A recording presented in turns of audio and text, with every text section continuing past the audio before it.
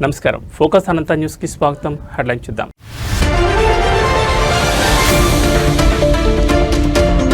ఢిల్లీ పేలుడు కేసులో కీలక మలుపు. కాన్పూర్లో మరో డాక్టర్ అరెస్ట్.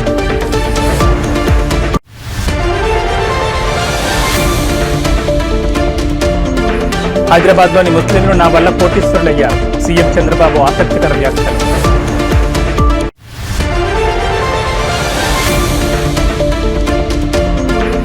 రేపు తేలనున్న జూబ్లీహిల్స్ ఉప ఎన్నిక ఫలితం. యూసఫ్గూడలోని కోట్ల విజయభాస్కర్ రెడ్డి స్టేడియంలో ఓట్ల లెక్కింపు.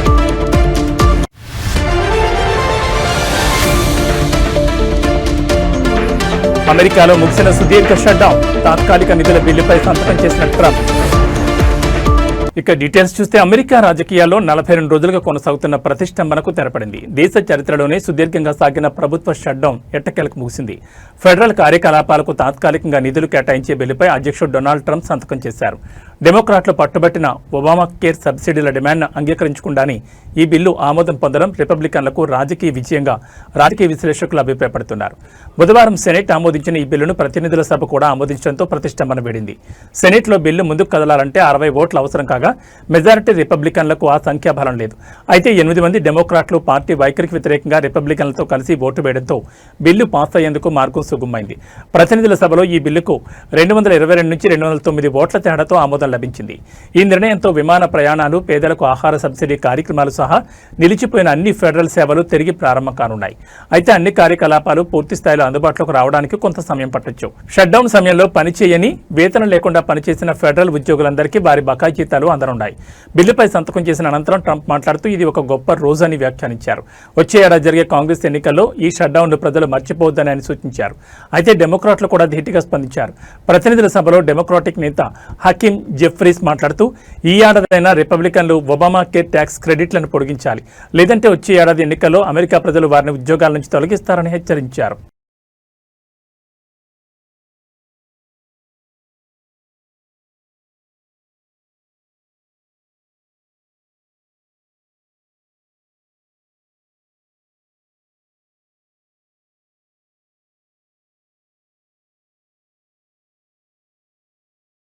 దేశ రాజధాని ఢిల్లీలోని ఎర్రకోట వద్ద జరిగిన కారు బాంబు పేలుడు కేసు విచారణలో కీలక పురోగతి చోటు చేసుకుంది. Uttar Pradesh anti terrorism squad, Delhi police special cell, Jammu Kashmir పోలీసులు సంయుక్తంగా నిర్వహించిన ఆపరేషన్లో కాన్పూర్లోని కార్డియాలజీ ఇన్స్టిట్యూట్ నుంచి డాక్టర్ మహమ్మద్ ఆరిఫ్ను అదుపులోకి తీసుకున్నారు. ఈ కేసులో గత వారం అరెస్టైన లక్నోకు చెందిన మహిళా డాక్టర్ షాహీన్తో ఆరిఫ్ నిరంతరం టచ్లో ఉన్నట్లు దర్యాప్తు సంస్థలు గుర్తించాయి. విచారణ వర్గాల సమాచారం ప్రకారం డాక్టర్ షాహీన్ ఫోన్ రికార్డులను పరిశీలించినప్పుడు ఆరిఫ్ పేరు వెలుగులోకి వచ్చింది. జమ్మూ కాశ్మీర్లోని అనంతనాగ్కు చెందిన ఆరిఫ్ నీట్ SS 2024 బ్యాచ్ విద్యార్థి. ఫరీదాబాద్లోని అల్ ఫలా యూనివర్సిటీలో అతను విద్యను అభ్యసించినట్టు తెలుస్తోంది. గత వారం అరెస్టైన డాక్టర్ షాహీన్ షాహిద్ ఎర్రకోట పేలుడు, ఫరీదాబాద్ టెర్రర్ మాడ్యూల్కు మధ్య కీలక వ్యక్తిగా, ప్రధాన అనుసంధానకర్తగా ఉన్నట్లు ఏజెన్సీలు అనుమానిస్తున్నాయి.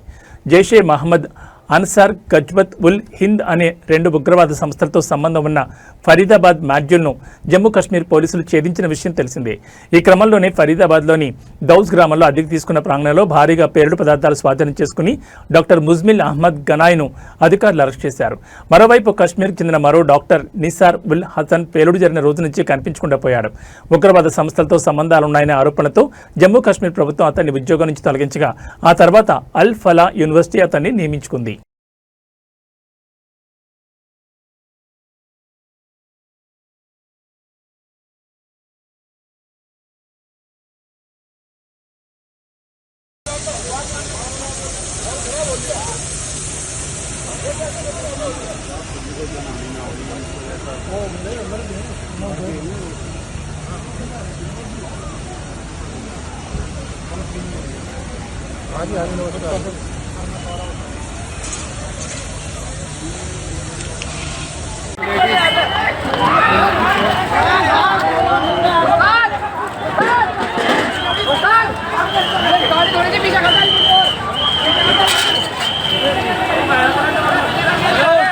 హైదరాబాద్లోని ఓల్డ్ సిటీ ముస్లింలు తన వల్ల కోటీశ్వర్లయ్యారని సీఎం చంద్రబాబు అన్నారు.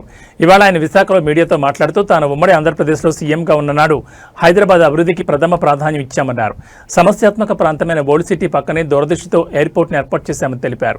సిటీ చుట్టూ ఔటర్ రింగ్ రోడ్ వేస్తే ఓల్డ్ పరిధిలోని ముస్లింలంతా కోటీశ్వరులు, లక్షాధికారులయ్యారని గుర్తు చేశారు. హైదరాబాద్ పర్యటనకు విదేశీ ప్రముఖులు ఎవరు వచ్చినా ఓల్డ్ సిటీకి వెళ్లి షాపింగ్ చేసే విధంగా పెరల్స్ ప్రమోట్ చేసింది తానేనని అన్నారు. హైదరాబాద్ బిర్యానీని కూడా ప్రపంచవ్యాప్తంగా ప్రమోట్ చేసిన చరిత్ర తమదని పేర్కొన్నారు. నగరంలో నిరుపయోగంగా పడి ఉన్న ఫలక్నుమా ప్యాలెస్ ను నిజాం సంస్కృతిని కాపాడేందుకు అందులో బ్రహ్మాండమైన హోటల్ పెట్టి దాన్ని కూడా పరిరక్షించామని సీఎం చంద్రబాబు అన్నారు. కేంద్రానికి లెటర్ రాసా, టైం ఎక్స్టెండ్ చేయమంట. నేను ఒకటే ఆ రోజు కూడా హామీ ఇచ్చా, ఈ వర్క్ బోర్డు చట్టంలో సవరణలు తీసుకొచ్చినా ఇక్కడ మాత్రం మైనారిటీ సోదరులనే పెట్టి మీ ఆస్తులు కాపాడే బాధ్యత నాదని ఆ రోజు చెప్పా, ఈ రోజు చెప్తున్నా, ఇది కాపాడుతాను. నేను ఆ రోజు హైదరాబాద్ అన్ని విధాలా అభివృద్ధి చేశాను. నేను దృష్టిలో పెట్టుకున్నది ఓల్డ్ సిటీ పక్కన ఎయిర్పోర్ట్ కట్టాను. మీరు గుర్తుపెట్టుకోవాలి, నేను దూరదృష్టితో కట్టాను. అది కూడా అదే మరి ఒక ఔటర్ రింగ్ రోడ్ వేస్తే ఈ రోజు మీరు చూస్తే హైదరాబాద్ లో ఉండే ముస్లింస్ అంతా బ్రహ్మాండంగా కోటీశ్వరులు, లక్షాధికారులు అయ్యారంటే అది ఆ రోజు నేను చేసిన పని అని చెప్పి నేను మీకు తెలియజేస్తున్నా. నేను ఎప్పుడూ ఒకటి చెప్పేవాడిని, హైదరాబాద్కి ఎవరు వచ్చినా నేరుగా పోయి ఓల్డ్ సిటీలో షాపింగ్ చేసే విధంగా పెరల్స్ ని ప్రమోట్ చేసింది కూడా తెలుగుదేశం పార్టీ. హైదరాబాద్ బిర్యానీని కూడా ప్రమోట్ చేశాం. ప్రపంచం మొత్తం హైదరాబాద్ బిర్యానీ అంటే దానికి ఒక ఛాంప్ క్రియేట్ చేసే పరిస్థితికి వచ్చామంటే, ఇంకొక పక్క ఆ రోజు ప్యాలెస్ ఉంటే, ఫలక్నుమా ప్యాలెస్ ఉంటే నిజాం సంస్కృతిని కాపాడడానికి ఒక బ్రహ్మాండమైన హోటల్ పెట్టి దాన్ని కూడా పరిరక్షించామని చెప్పి కూడా నేను మీకు తెలియజేస్తాను. ఒకటి రెండు కాదు, నేను వారసత్వాన్ని కాపాడడం కోసం అన్ని విధాల ప్రయత్నం చేశాం. రేపు జూబ్లీహిల్స్ ఉప ఎన్నిక ఫలితం వెలువడనుంది. యూసఫ్గూడలోని కోట్ల విజయభాస్కర్ రెడ్డి స్టేడియంలో ఓట్ల లెక్కింపునకు ఏర్పాట్లు పూర్తయ్యాయి. ఉదయం 8 గంటలకు ప్రారంభం కానున్న కౌంటింగ్ ప్రక్రియ 10 రౌండ్లలో జూబ్లీహిల్స్ ఉప ఎన్నిక ఫలితాలు తేలబోతున్నాయి. కౌంటింగ్ కోసం మొత్తం 42 టేబుళ్లు ఏర్పాటు చేశారు. మొదట 8 గంటలకు పోస్టల్ బ్యాలెట్ ఓట్ల లెక్కింపుతో ప్రారంభమవుతుంది. 1వ number polling booth Shaikpet division నుంచి ప్రారంభమై ఎర్రగడ్డతో ముగియనుంది. కాగా జూబ్లీహిల్స్ ఉప ఎన్నికల్లో 194,431 ఓట్లు పోలయ్యాయి. 99,771 మంది పురుషులు, 94,855 మంది స్త్రీలు ఓటు వేశారు. 5 నపుంసకులు ఓటు వేయగా మొత్తం 48.49% పోలింగ్ శాతం నమోదైంది. బీఆర్ఎస్, కాంగ్రెస్ మధ్య తీవ్ర పోటీ నెలకొంది. ఈ రెండింటిలో ఏ పార్టీ అభ్యర్థి విజయకేతను ఎగరవేస్తారో తేలాలంటే రేపటి వరకు వేచి చూడాల్సిందే.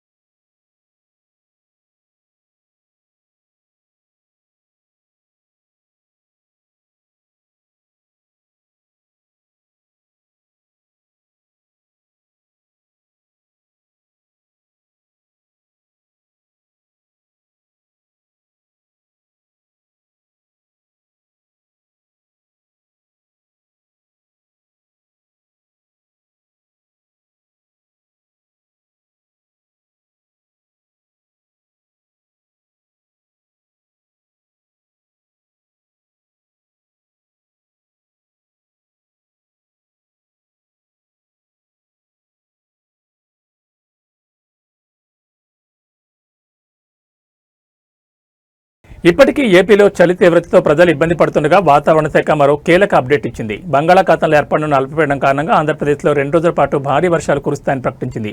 నవంబర్ 17, 18 తేదీల్లో రాష్ట్ర ప్రజలు అప్రమత్తంగా ఉండాలని సూచించింది. వాతావరణ శాఖ అధికారుల అంచనా ప్రకారం నవంబర్ 17న ఆగ్నేయ బంగాళాఖాతంలో కొత్త అల్పపీడనం ఏర్పడే అవకాశం ఉంది. ఇది వేగంగా బలపడి వాయుగుండంగా మారే సూచనలున్నాయని, దీని ప్రభావంతో రాష్ట్ర వ్యాప్తంగా విస్తారంగా వర్షాలు పడతాయని తెలిపారు. ముఖ్యంగా ఉత్తరాంధ్ర, కోస్తా జిల్లాలు, రాయలసీమలోని కొన్ని ప్రాంతాల్లో భారీ నుంచి అతి భారీ వర్షాలు నమోదయ్యే ప్రమాదం ఉందని హెచ్చరించారు. వర్షాలతో పాటు తీర ప్రాంతాల్లో గంటకు 40 నుంచి 50 కిలోమీటర్ల వేగంతో బలమైన ఈదురుగాలులు వీస్తాయని అధికారులు పేర్కొన్నారు. సముద్రం అల్లకల్లోలంగా ఉంటుందని, అలల తీవ్రత కూడా ఎక్కువగా ఉంటుందని తెలిపారు. ఈ నేపథ్యంలో మత్స్యకారులు సముద్రంలో వేటకు వెళ్లొద్దని స్పష్టమైన ఆదేశాలు జారీ చేశారు.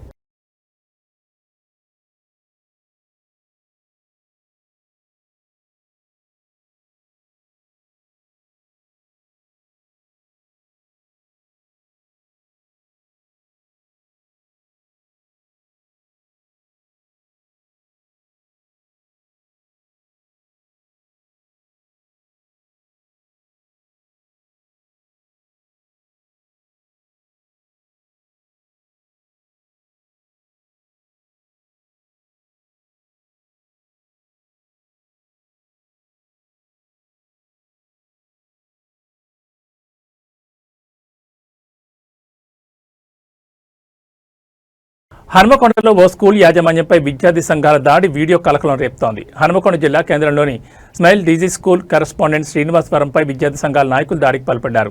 ఈ ఘటనకు సంబంధించిన సీసీటీవీ ఫుటేజ్ బయటకు రావడంతో వీడియో సోషల్ మీడియాలో వైరల్గా మారింది.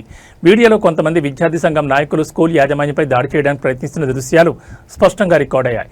సంఘ నాయకులు చందాల పేరుతో స్కూల్కు వచ్చి యాజమాన్యంతో వాగ్వాదానికి దిగిన తర్వాత దాడికి పాల్పడ్డారనే ఆరోపణలు వినిపిస్తున్నాయి. ఈ ఘటనకు నిరసనగా ఉమ్మడి వరంగల్ జిల్లా వ్యాప్తంగా అన్ని ప్రైవేట్ విద్యా సంస్థలు బంద్ పాటిస్తున్నట్లు ట్రస్మా ప్రతినిధులు ప్రకటించారు. వారు స్కూల్ యాజమాన్యంపై జరిగే ఇలాంటి దాడులను కఠినంగా ఖండిస్తూ ప్రభుత్వాన్ని తక్షణ చర్యలు తీసుకోవాలని డిమాండ్ చేశారు.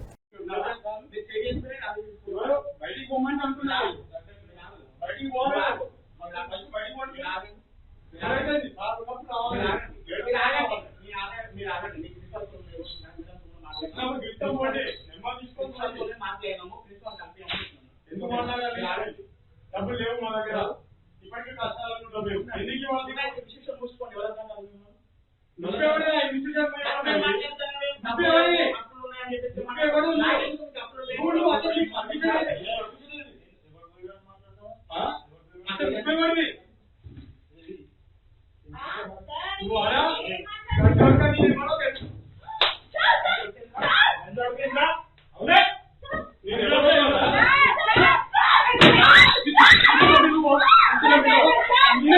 మాజీ మంత్రి వైసీపీ సీనియర్ నేత అంబటి రాంబాబుపై కేసు నమోదైంది. ఆయనతో పాటు మరికొందరు వైసీపీ నాయకులపై కూడా గుంటూరు జిల్లా పట్టాభిపురం పోలీసులు కేసు నమోదు చేశారు. పోలీసుల విధులకు ఆటంకం కలిగించడంతో పాటు వారిని బెదిరించారన్న ఆరోపణలపై ఈ కేసు నమోదు చేసినట్టు తెలుస్తోంది. అంబటి రాంబాబు ఇతర నేతలు ముందస్తు అనుమతులు లేకుండా భారీ ప్రదర్శన నిర్వహించారు. ఈ కారణంగా ట్రాఫిక్ కు తీవ్ర అంతరాయం కలగడంతో పాటు ప్రజలకు అసౌకర్యం కలిగిందనే ఆరోపణలున్నాయి. ఈ ఘటనపై చర్యలు తీసుకున్న పోలీసులు విధుల్లో ఉన్న తమను బెదిరించారని పేర్కొంటూ కేసు నమోదు చేశారు. అంబటి రాంబాబుతో పాటు ఇతర నిందితులపై భారతీయ న్యాయ సంహితలోని 132, 126(2), 351(3), 189(2), రెడ్ విత్ 190 సెక్షన్ల కింద కేసు నమోదు చేసినట్లు పోలీసులు వివరించారు. ఈ ఘటనపై పోలీసులు తదుపరి దర్యాప్తు చేస్తున్నారు.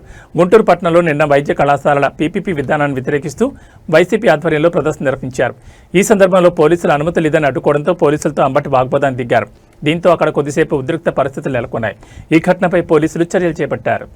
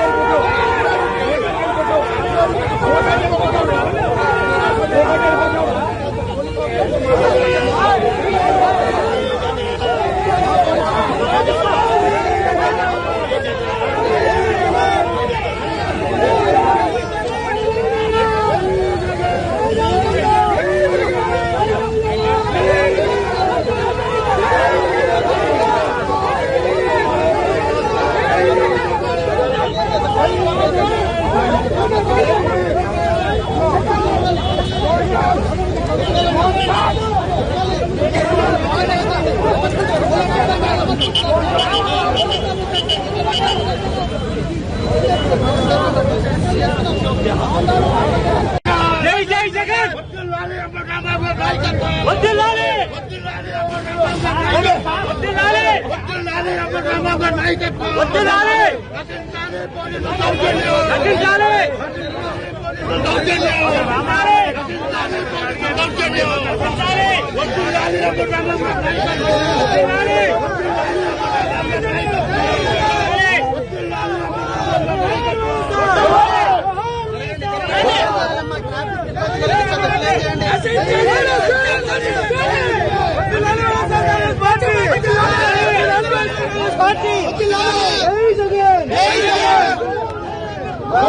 రంగారెడ్డి జిల్లా రాజేంద్రనగర్లో మంగళవారం అర్ధరాత్రి గుజరాత్ ఏటీఎస్ పోలీసులు సోదాలు కలకలం సృష్టించాయి.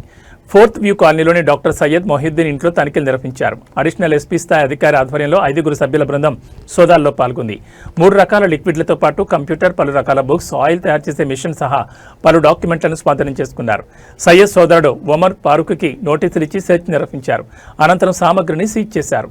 ఇదిలా ఉండగా భారతదేశంలో పెను విధ్వంసం సృష్టించేందుకు కుట్ర పన్నారనే ఆరోపణలపై హైదరాబాద్ చెందిన డాక్టర్ సయ్యద్ అహ్మద్ మొహిద్దీన్ను గుజరాత్ యాంటీ టెర్రరిస్ట్ స్క్వాడ్ పోలీసులు ఆదివారం గుజరాత్లోని బనస్కాంత జిల్లాలో అరెస్ట్ చేసిన విషయం తెలిసిందే. మొహిద్దీన్ అరెస్టుపై కుటుంబ సభ్యులు ఇటీవల స్పందించారు. తన సోదరుడు మంచోడని, ఎవరో కావాలనే కుట్రలో ఇరికించారని ఆవేదన వ్యక్తం చేశాడు. తన బ్రదర్ ఉగ్రవాద కార్యకలాపాలతో లింక్స్ ఉన్నట్లు తెలియదని చెప్పాడు. ఒకవేళ తమ సోదరుడు తప్పు చేస్తే కఠినంగా శిక్షించండి అని ఒమర్ ఫారూక్ అంటున్నాడు. మా సోదరుడు మొహిద్దీన్ ఎవరో ట్రాప్ చేసి కుట్రలో ఇరికించారు. మా బ్రదర్కు ఉగ్రవాద కార్యకలాపాలతో లింక్స్ ఉన్నట్లు మాకు తెలియదు. నవంబర్ 5న బిజినెస్ డీల్ ఉందని చెప్పి ఇంట్లో నుంచి గుజరాత్ బయలుదేరాడు.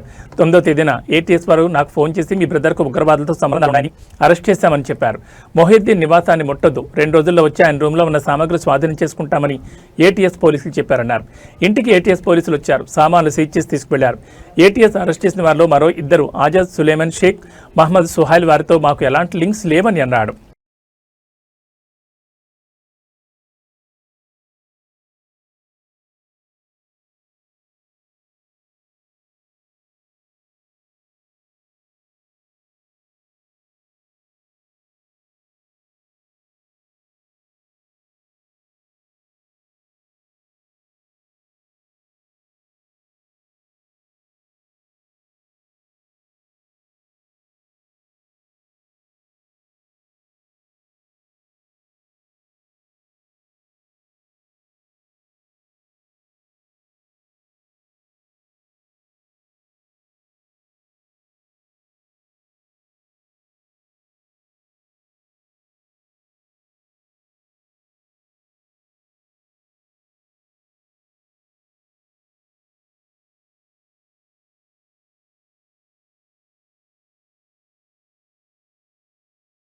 చిత్తూరు జిల్లాలోని కుప్పం నియోజకవర్గంలో దారుణ ఘటన చోటు చేసుకుంది. కుర్మానిపల్లి గ్రామానికి చెందిన రైతు కిట్టప్పను ఏనుగులు దాడి చేసి చంపేశాయి. స్థానికులు తెలిపిన వివరాల ప్రకారం కిట్టప్ప తన రాగి పంటకు కాపలా కాయడానికి రాత్రి పొలానికి వెళ్లారు. గురువారం తెల్లవారుజామున అడవిలో నుంచి బయటకు వచ్చిన ఏనుగులు పొలంలో ప్రవేశించి పంటను నాశనం చేయడం ప్రారంభించాయి. వాటిని తరిమి వేయాలనుకున్న కిట్టప్ప ఏనుగులు దాడి చేసి తీవ్రంగా గాయపరిచాయి. పొలం వద్ద రైతు ఉంటున్న గుడిసెను ఏనుగులు పూర్తిగా ధ్వంసం చేశాయి. స్థానికులు ఘటనాస్థలకు చేరుకునేసరికి కిట్టప్ప అక్కడికక్కడ మృతి చెందినట్టు తెలిసింది. ఈ సమాచారం అందుకున్న కుప్పం అటవీశాఖ అధికారి జయశంకర్ సిబ్బంది సంఘటనా స్థలాన్ని పరిశీలించారు. ఈ ఘటనతో గ్రామంలో విషాద ఛాయలు నెలకొన్నాయి. ఏనుగుల సంచారం కారణంగా భయాందోళనకు గురవుతున్న పరిసర గ్రామాల ప్రజలు రక్షణ చర్యలు తీసుకోవాలని అధికారులను కోరుతున్నారు. కుప్పం నియోజకవర్గానికి చెందిన ఈ ఘటనపై అధికారులు దర్యాప్తును ప్రారంభించారు. అడవి జంతువుల నుంచి పంటలు, ప్రజలను కాపాడేందుకు అటవీ శాఖ తక్షణ చర్యలు చేపట్టాలని గ్రామస్తులు డిమాండ్ చేస్తున్నారు.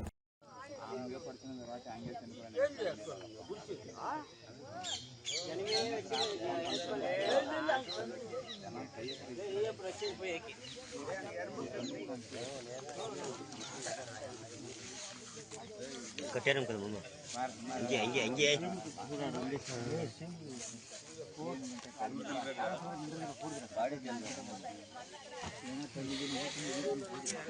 ఏయ్ ఎరుమ కదిలే దుండు కొట్టే దుండు ఏయ్ రా రా రా ఏయ్ ఏయ్ ఏయ్ ఏయ్ అయ్యో తాత ఏయ్ ముట్టది అట్లా ఉండాలి ఈ ఆడు బిడ్డి ఏ పతో ఏయ్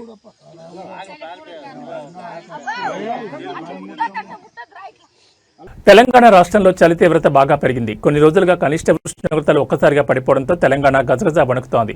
రాబోయే 3-4 రోజుల్లో చలి మరింత తీవ్రంగా ఉందని ప్రజలు అప్రమత్తంగా ఉండాలని వాతావరణ శాఖ హెచ్చరించింది. ఈ నేపథ్యంలో పలు జిల్లాలకు ఆరెంజ్, ఎల్లో అలర్ట్లను జారీ చేసింది. వాతావరణ కేంద్రం అంచనాల ప్రకారం రానున్న రోజుల్లో రాత్రిపూట కనిష్ట ఉష్ణోగ్రతలు 8.5 డిగ్రీల నుంచి 12.5 డిగ్రీల మధ్య నమోదయ్యే అవకాశం ఉంది.